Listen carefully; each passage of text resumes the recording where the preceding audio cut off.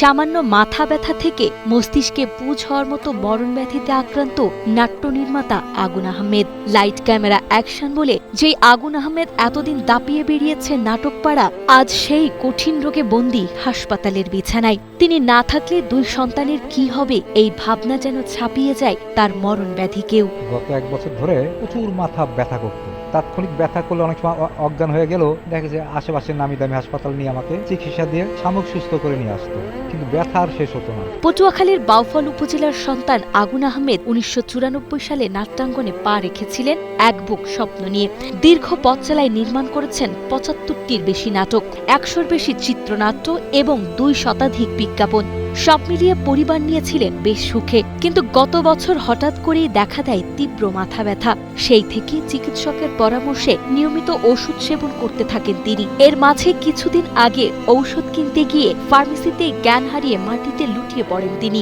এরপর শহীদ সোহরাওয়ার্দী হাসপাতালের আইসিইউতে টানা 7 দিন মৃত্যুর সাথে লড়াই করার পর সিটি স্ক্যান রিপোর্টে ধরা পড়েছে তার মস্তিষ্কে পুঁজ জমেছে, সেই সাথে ফুসফুসে ইনফেকশন। চিকিৎসকরা জানিয়েছেন প্রাণ বাঁচাতে যত দ্রুত সম্ভব তার মাথায় অস্ত্রোপচার প্রয়োজন, আর এই চিকিৎসার জন্য প্রয়োজন প্রায় 7 লাখ টাকা। হ্যাঁ, আমি একসময় প্রচুর কাজ করেছি, টাকাও প্রচুর ছিল, কিন্তু আমি সব টাকা খরচ করছি রিসার্চে।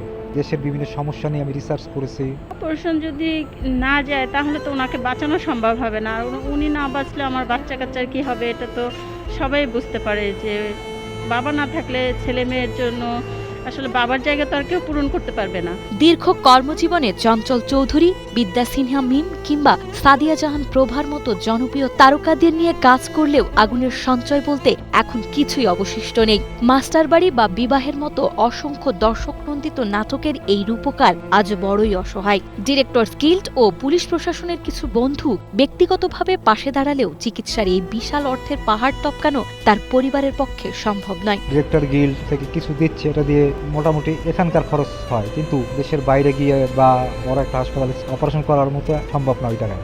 আমি সরকারি বেসরকারি যারা আজ সবাই কাছে আমি সহযোগিতা কামনা চাচ্ছি। যে মানুষটি সারা জীবন মানুষকে বিনোদিত করেছেন, আজ তার জীবন প্রদীপ নিভে যাওয়ার উপক্রম হয়েছে। এই সৃজনশীল কারিগরকে বাঁচাতে সবার একটু এগিয়ে আসা একান্ত প্রয়োজন বলে মনে করেন পরিবার ও স্বজনরা।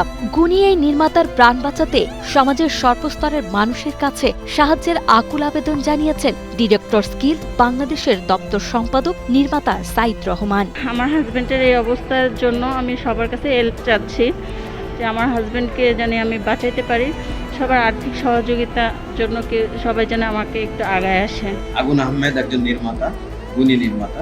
ডিরেক্টরস গিল্ড বাংলাদেশ সাংগঠনিকভাবে সম্মানিত সদস্যের পাশে রয়েছে, সহযোগিতা করে যাচ্ছে। আমি সংগঠনের বাইরেও যারা তার শুভাকাঙ্ক্ষী আছেন তাদেরকে আহ্বান জানাবো সহযোগিতা করার জন্য।